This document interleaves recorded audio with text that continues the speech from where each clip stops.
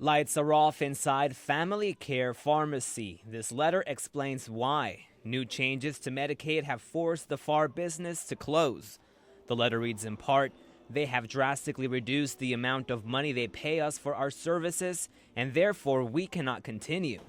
They refers to the Texas Health and Human Services Commission and their role in managing health care.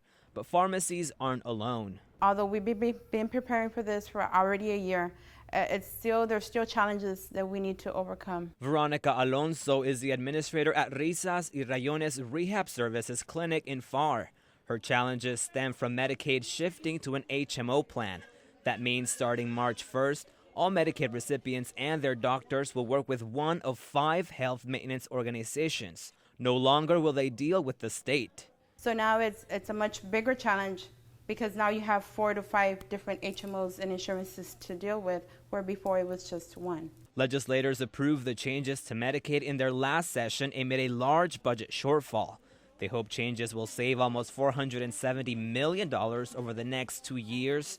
Veronica says this comes at a price to clinics like hers, where Medicaid recipients make up almost 95% of her patients. We had to cut back on hours. We have to cut back on benefits. But that's not the only concern. Noelia Cavazos is the clinic's billing supervisor.